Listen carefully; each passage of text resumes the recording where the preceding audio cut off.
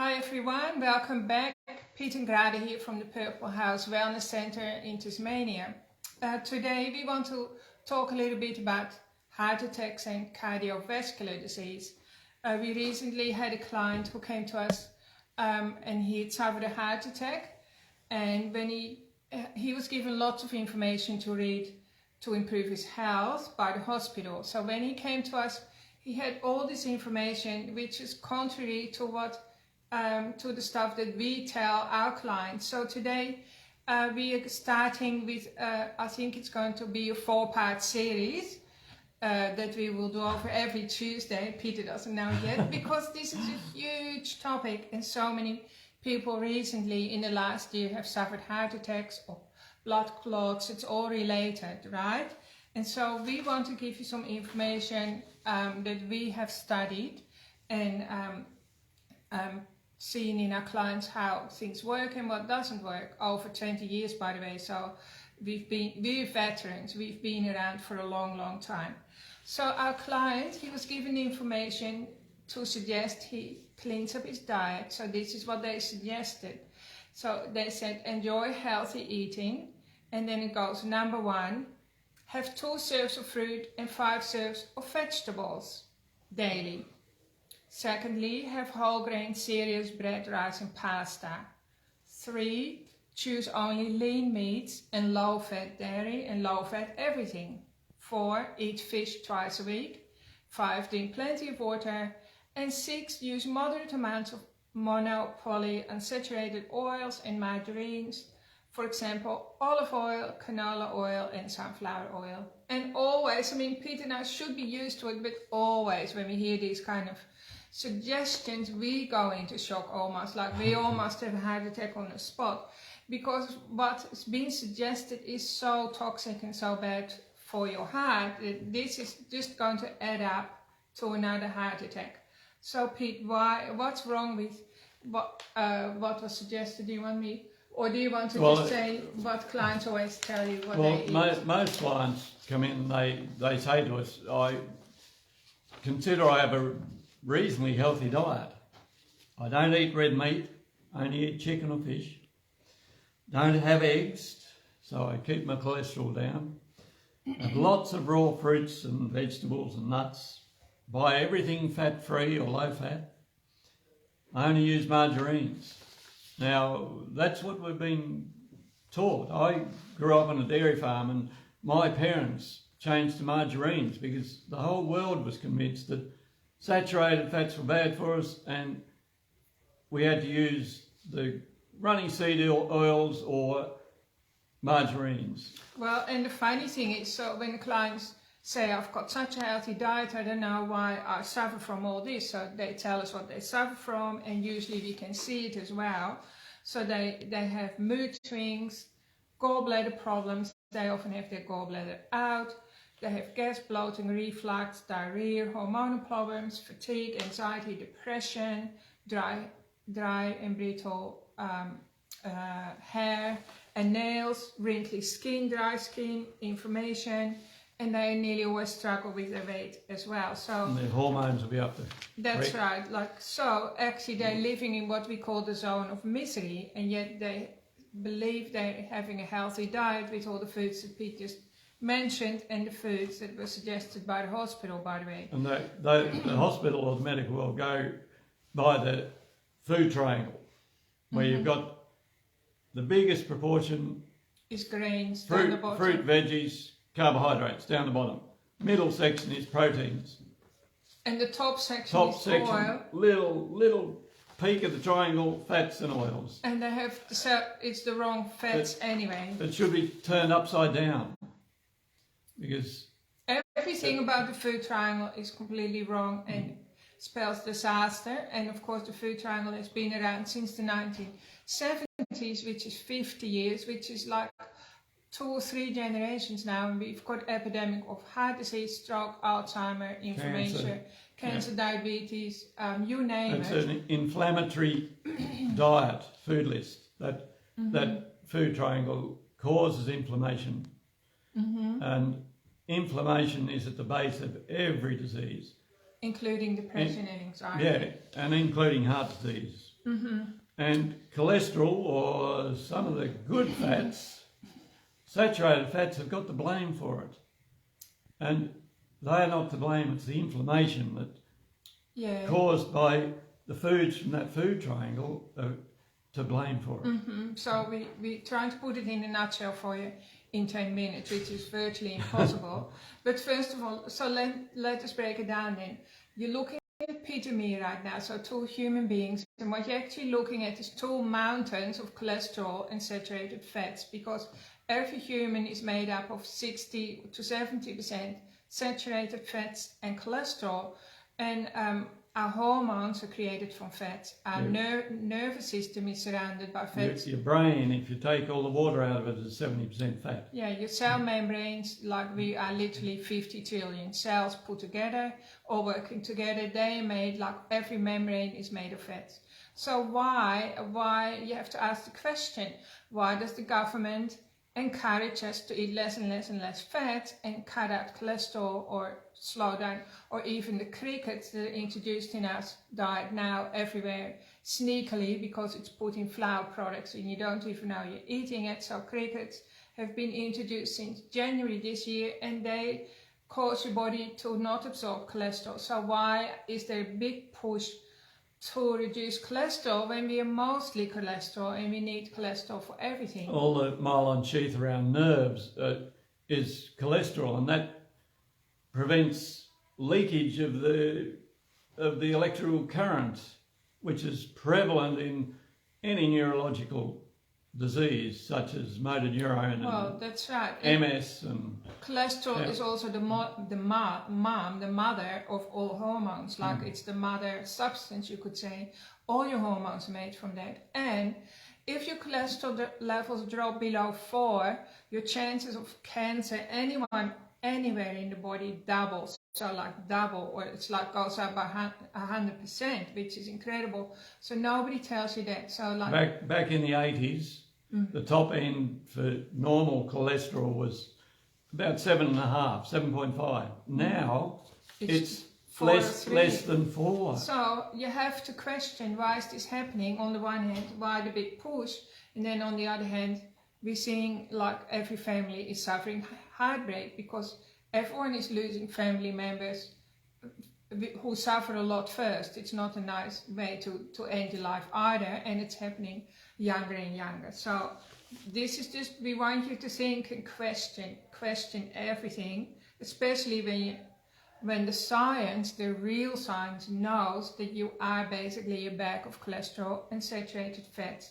Why are they stopping us from replacing and regenerating that with good food? So what's wrong with fruits, Peter? So why don't you? About 8 years ago, there were some scientists from CSIRO, I think, found out that our bodies actually change fructose, the sugar of fruit, to the same things as the bad seed-based runny oils. So they're which is bad cholesterol. Which is oxidised oils, trans fats, which are doing damage inside us. So, and there are only 2 original fruits in the supermarket. People say to me, and which ones are they? Say to me often that aren't fruits natural, and I say no, they aren't anymore, because they've been hybridised to become sweeter and sweeter and sweeter. And bigger. 200 years ago, they would have been like the tart little apples that you find on seedling apples beside the road. They would be sour and bitter. Yeah. Which one fruits are they? Not figs and dates are the only 2 original fruits that you'll find in the supermarket that haven't been so all the rest is basically lollies, right? Yeah. You're eating lollies actually worse because fructose is worse than normal sugar. So fructose derails your hormones, in other words, fruit. Sugar sells fruit, the sweetness of it. I know. So, and then we've been led to believe that it's healthy, but Pete and I actually hardly ever eat fruit. Never, virtually, do we? I teach my clients how to ferment their fruit so that it gets rid of it. Yeah, but we have to keep it short. All right. So, best if you just avoid it. And then secondly, what's wrong with having whole grain cereals, bread, rice and pasta? What's wrong with that? They are all high starch carbohydrates that turn to a lot of sugar. Years ago I thought rolled oats for breakfast should be okay, because it's the whole grain that turns to sugar slowly. But 2 hours after breakfast, I was getting clients who had had rolled oats with blood sugars of around 8. Yeah, which is too high. Normal Any blood sugar above 6 is causing inflammation. Mm-hmm. So 2 hours after breakfast of rolled oats, it was up on 8 still. So which is creating damage. It's creating, disease. Memory loss, apparently, if your blood sugars go over 6.5, your memory breaks down as well. The flour out of one slice of bread, our bodies can make 6 teaspoonfuls of sugar from. And our bodies can actually use one of those, and all the rest go to storage. Which is inflammation. In stored fat for the oncoming winter that never ever comes anymore, in the way food used to disappear. Yeah. So we don't have to store fat anymore, so we don't need to eat anywhere near the amount of carbohydrates. Well, actually our body doesn't need carbohydrates at all. There's no essential carbohydrate for health, so we can live without them, healthily live without them. But the carbs, of course, are all the tasty, the variety and all the rest. And then we were sold a lie to believe that carbohydrates are essential, but they're not. No. So remember the food, whatever pyramid, the biggest chunk is carbs, right? So basically that's a recipe for disaster. So then, our client was told, choose lean meats and low-fat dairy. Well, we've already told you, but we just quickly tell you again. You want to explain it? If a fully breastfed baby is making 75% of its energy out of fats, 55% of that energy is made from saturated fat. So that tells me that saturated fats are good for us rather than bad for us. And we don't change species from being breastfed to being on solids. So I believe that if everyone in the Western world had remained making 75% of their energy out of fats all their life, we wouldn't have hospitals for disease. No. Because fats don't cause it. And it's also really interesting, like random facts. Before you're 2 years old, like in the first 2 years of your life, you learn more than in all the rest of your life put together. It's like the brain pathways are just exploding. So, and maybe that's even due to babies getting really good, breast milk and stuff like that. So there you go. Anyway, so we know that good fats support your brain, healthy brain behavior. So lowers ADHD and all the concentration problems that we see. Like sometimes we have little children, clients, and they're off the show. They have been for a long time, and we always try to correct it the natural way, of course. So especially diet. So a lot of the time we suggest what we're going to suggest to you, like increase the good fats, reduce carbohydrates, no more sandwiches, no more lollies, no more fruit. And then, of course, the fruit breaks and all the rest. Have a sausage in your fruit break. And usually those kids, the parents come back to Sanko's because they have a new child. 3 weeks and they've got a perfect child. And they've been climbing the walls in the classroom prior to. Yeah, so the growing brain needs fats all the time, otherwise it starts breaking down. Particularly saturated fats. So the good fats are your butter and cream, coconut oil, and your meat fats. They are classified as saturated fats. The good runny oils are your monounsaturated oils. So olive oil, macadamia nut oil, sesame seed, peanut oil. They're about the only ones. Yeah, and not too many of those probably. No. Because what we find with especially our little clients, so they react a lot. They're a barometer, you could say. You can see what goes on. That still happens in your body too. Your body wishes it could have the same reaction, So you should always go on the same healthy diet along with your child. It's just that your body suppresses the reaction. You probably just get tired, or you get brain fog, or you get aches and pains. Prior to Americans infiltrating the Eskimo lifestyle with American diets, the Eskimos didn't have any incidence of heart disease, and they lived on blubber from whales, which is saturated fat. and they didn't have heart disease. And they were very healthy. They lived till a ripe old age, and they were peaceful as well, right? So they used to eat fish and then whale blubber. So, but we don't recommend fish either. Like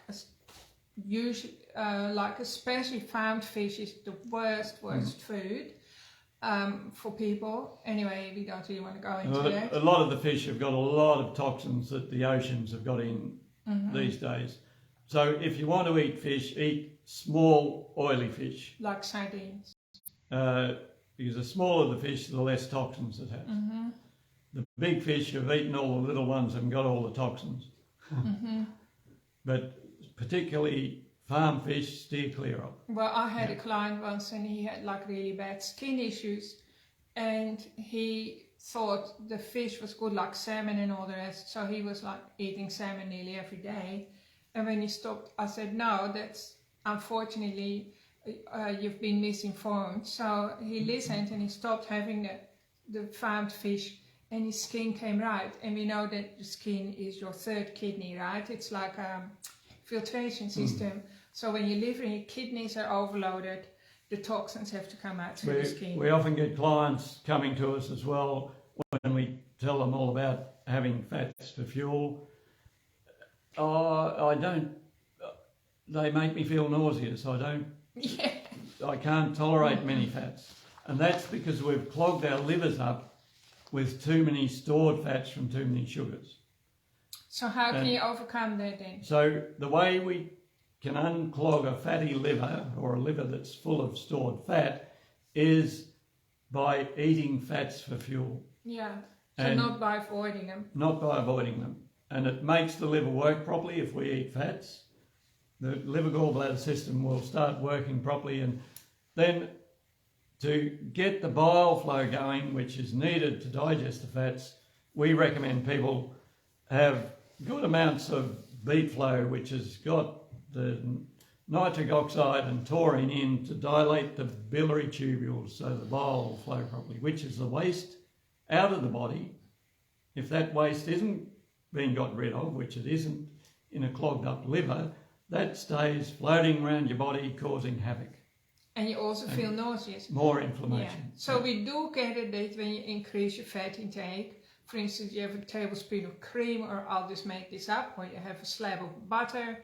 Peter, for a while there, he was eating a packet of butter a day, and he lost weight on that, and he didn't feel nauseous. But if you feel nauseous, it's just a sign to slow it down a little bit. Like, you don't have to start eating a packet. Or to have more beet flow. Exactly. Really? I was going to say do both, but just start in small increments. So again, I had a client and she absolutely was allergic to cream and all sorts of fats. And so her liver gallbladder system was probably all shriveled up and dried up. That's how you have to see it. Like literally the organ, the gallbladder in particular, gets a little bit hard and shriveled. And she had to stick to it and keep at it for a whole year. By the end of the year, she was able to drink cream. So like that meant that her gallbladder and liver had fully restored. By the way, you have a new liver every 6 weeks. But I guess the memory of your old trauma and all the rest, like your incapacitated liver, that memory still gets passed on, that it's like a bit like how you clean dirty water. You have to keep putting fresh water in, don't you? If you clean out a bucket with dirty water, you have to keep rinsing it for a while. So enzymes are really important too. Lots of people are low in lipase. Lipase is the enzyme that breaks down fats. Especially if you've been on a low-fat diet for a long time, you definitely need lipase. Sorry. And so enzymes need to be bought unless you make a fermented food. So they are found in abundance in like sauerkraut and stuff like that, kombucha, homemade, sauerkraut like Lafigat, which is an organic product that's totally packed with enzymes. But most people absolutely benefit from taking an enzyme like Omnizyme, Synthol, Vescuzyme, or which are the ones. We have a whole range. My digestive system was turned around with enzymes. I couldn't tolerate quite a few different foods, and I was introduced to enzymes by a vet in Devonport around age 30, mid-30s, and my digestion now is cast iron. I can eat anything. It's better than mine, actually. Yeah. And Peter was actually born with, I think, an enzyme deficiency, wouldn't you say? I'd say so. Because he nearly died from food allergies as a baby. I couldn't tolerate milk once I was weaned. And then you couldn't tolerate fish later and so on. And it was like projectile vomiting. So butter, by the way, is lactose free. So it's really good for everyone, and we recommend, of course, that you buy organic butter. If you've lost your gallbladder, you definitely need to supplement with ox bile. So ox bile is that makes up the substance that your body would naturally produce in your gallbladder. So, but when you supplement with the ox bile to help digest the fats, you need to have eaten fats with the ox bile. If you're on a low-fat diet and have ox bile, they'll go straight through you. So now, I hope you realise that low-fat diets are making you sick, right? So don't be on a low-fat diet unless you want to be sick, shorten your lifespan, ruin your relationships, ruin your own relationship, because you're going to be grumpy all the time. So it's going to be hard to love yourself. It's going to be hard for other people to love you and like you. So everything, diet is so important, because what you eat is what you become. We make 10 times the amount of energy from a molecule of fat than we do from a molecule of sugar. Yeah. So they are by far the best fuel source, and they actually reverse disease, inflammation, and they'll create vibrant health. Oh yeah, so we also have a package called the Ultimate Vitality Boost, which you've heard us talk about before. It's a package we put together a few years ago because we saw pretty much everyone has the same issues going on. And it's like a foundational package, these are foundational issues that you need to address. So the Ultimate Vitality Boost will help you, when you start to change your diet around, will help you to get the best out of your diet. So it's got iodine.